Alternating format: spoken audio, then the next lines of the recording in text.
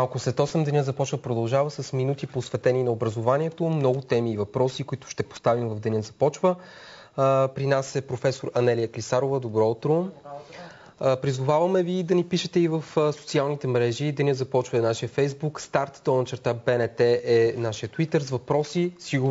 Сигурни сме, че ви вълнува темата, така че пишете ни. Всъщност много теми, както казах, образователни предстоят, не една. Конкретно сме поставили на нашите зрители в Фейсбук. Разбира се, вие може да изберете, ако имате и други въпроси, дали професионалното образование, професионалните гимназии или пък елитните ще спасят положението с младежката безработица. Започваме обаче с тема, която преди 8 дискутирахме в студиото за бежанците. В случая аспекта ще бъде децата на бежанците, нещо, което смятаме, че е важно. Какво ще се случи с образованието на тези деца? Те ще влязат ли в българските училища?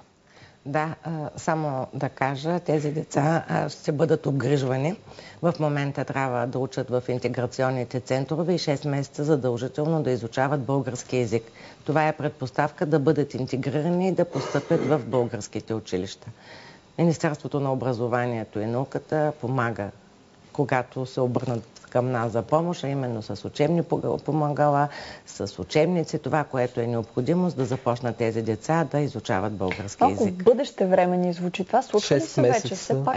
6 месеца ще учат български. Това е в момента с 138 деца, които са заявили, че искат. В самите лагери ли се случва това? Това в интеграционните центрове. Това са специални центрове, които си съществуват и отпреди за емигранти, където се изучава български език. Има ли интерес от страна на родителите или на самите деца, които може би са без родители тук в България?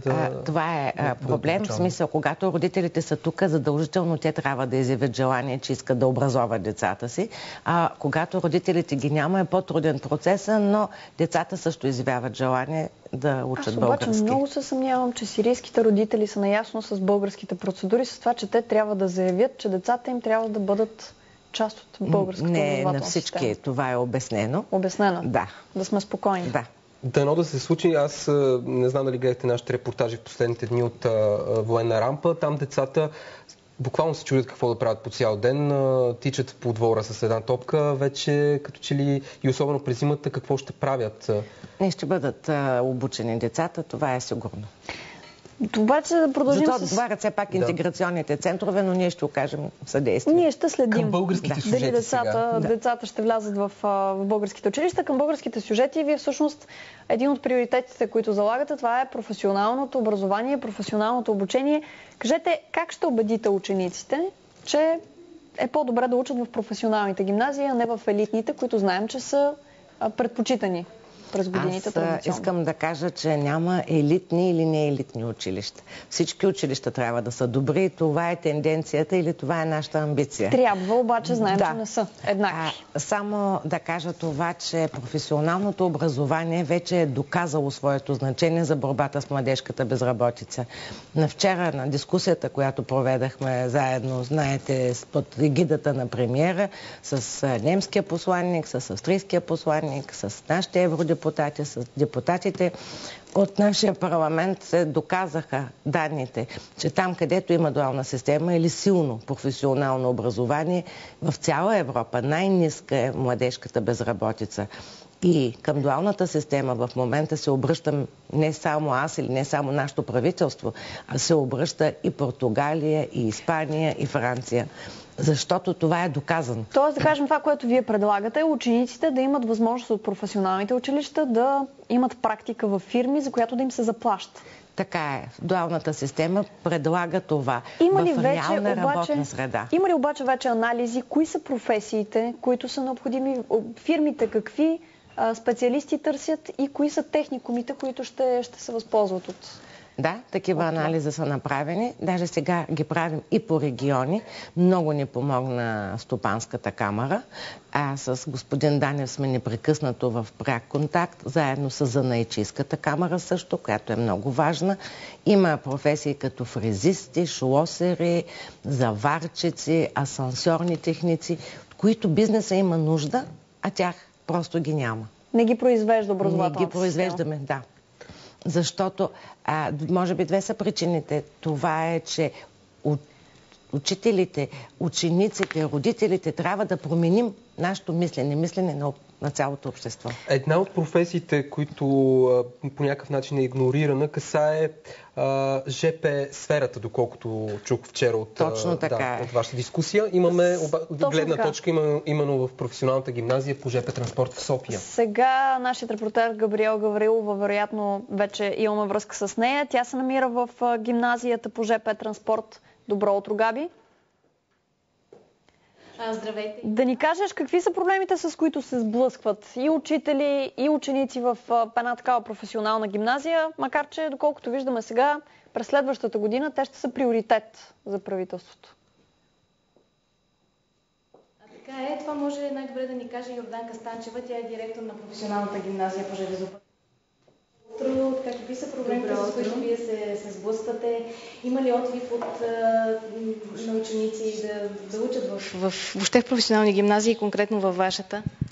Има отлив изобщо от професионалното образование, което е много тъжно, защото професионалното образование е това, което готви кадри за икономиката. Икономиката е тази, която създава вътрешния национален брутен продукт. Продуктът е този, който осигурява качеството на живот. Вие тук във вашето училище с какви така проблеми се сблъсквате? Достатъчно ли са учениците, които желаят да учат в гимназията? Има ученици, които желаят да учат точно железопътен транспорт или нещо свързано с железопътния транспорт, което нас много ни радва. Има отлив заради това, че тази професия няколко години се счита като непрестижна, поради това, че има криза в самия железопътен транспорт. Но с оглед на това, че в целия свят железопътният транспорт е приоритет. Приоритет ще бъде и за България. Аз смятам, че ние ще вземем достойното място, което заслужаваме да имаме, защото училището е имало по 800 ученика с почти всички форми на обучение. И наши възпитаници в момента работят както в системата на железопътния транспорт, националната система, инфраструктура, така и в метрото вече като реализация. Така че за нашите кадри тепърва ще има работни места. Предпочитат след завършване да започнат веднага работа, тъй като те си излизат с професия на практика, или продължават във висши училища? Има една част от тях, които директно започват работа. Има ученици, които от професията локомотиви и вагони държат изпити. Това са третият вид изпити, които в училището държат, и те се полагат пред Националната изпълнителната агенция железопътна администрация.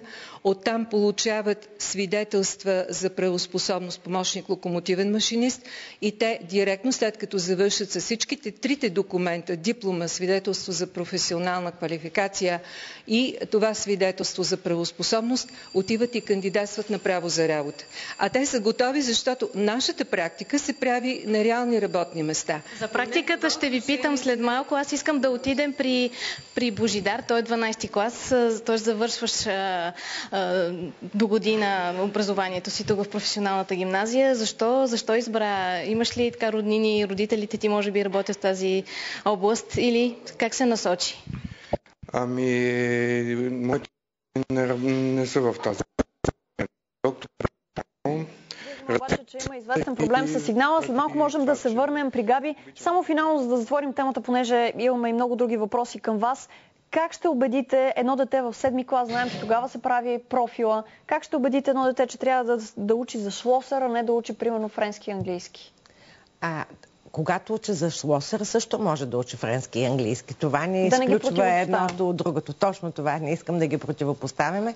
А когато това дете хареса работната среда, може да в голяма част професионалното образование помага да отпадне социалната зависимост на децата и те не отпадат тогава от училище, защото могат да получават и стипендии и заплати съответно, което помага и на семейството, и на самите деца. Друг много важен казус. Как ще върнете младите учители в българското училище? Предложихте социални придобивки. В какъв формат ще бъдат те? Как ще изглеждат? И ще се случат ли всъщност? трябва да се случат, но това, което искам да кажа, не само социалните придобивки, това е една стъпка. Разработваме програма за мотивация на младите хора да кандидатстват педагогика, педагогичните специалности, да останат в университета и после да станат учители. Това е освен възможностите да постъпят в университета, там да имат стипендии, въвеждаме стажант-учител или той ще може да работи в реална среда в 4-5 курс и да получава съответно възнаграждение. Не само студентска практика. Искаме да променим наредба номер 5, която да подобри кариерното развитие на учителите. Например, не 4 години да чака, за да стане да получи съответната квалификация, а напротив, това да може да се случи веднага, когато той се яви на тези изпити, да не е задължителен този педагогически стаж или да им разрешим, по-скоро не да разрешим, а да помогнем по-лесно да става това развитие и да вземат различни позиции. Добре, как ще мотивирате учителите при положение, че преди няколко дни чухме, че пари за по-високи заплати за до година няма? Аз не казах за до година, напротив, борим се, казах, че за тази година няма да се повишават заплатите. А за до година какво може да се случи? Залагаме, в зависимост от това как се разпределят средствата по бюджета, мисля, че ще осигуриме заплатите на учителите. Разбира се, какви ще бъдат строго определени, те знаете, много зависи от самите директори, които разпределят заплатите, но идеята ни е да направим в тези училища, които са по-отдалечени, с по-специални потребности, когато имат деца в тях или деца, където майчиният език е различен от българския, да има едни суми средства, които да бъдат отделени, за да могат тези учители да получат също достойни заплати, да бъдат равнопоставени, както вие казвате, на тези другите училища.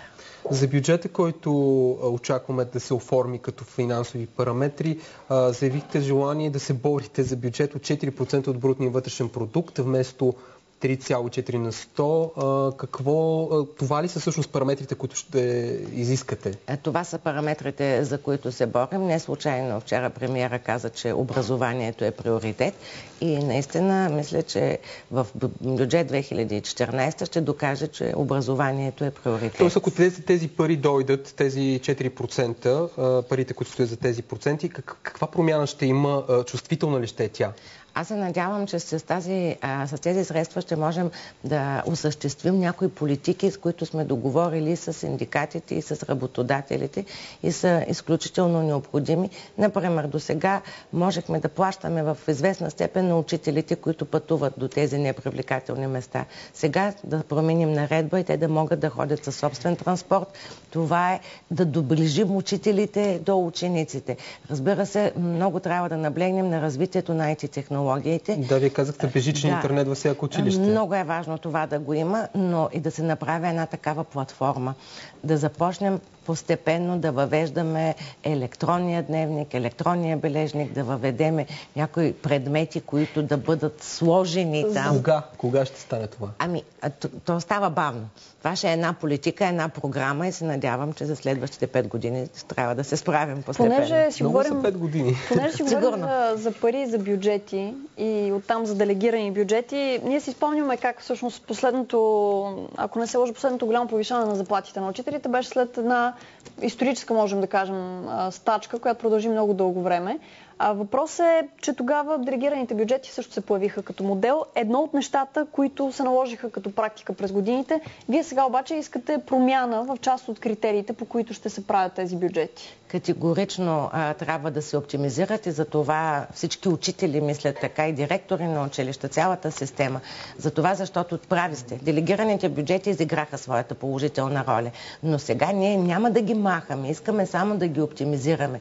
Точно делегираните бюджети разделиха пък училищата на малки и големи. Там, където има много деца, има повече средства и училището се развива много добре. А в малките училища това много по-трудно се случва. Да разбираме ли, че вие ще вземете от по-големите, тези, които са по-добре устроени финансово и ще дадете на по-малките и по-бедните, където има по-малко ученици? Категорично няма да е това. Това не е справедливия принцип. Напротив, там, където училищата показват добри резултати, добра принадена стойност, както ние казваме, тогава те ще получат повече средства за това. няма значение голямо ли е, малко ли е училището. А как тези училища, понеже говорим за конкуренция, т.е. елитните училища би трябвало да привличат и учители, които разбират от IT технологии, имат по-добра квалификация.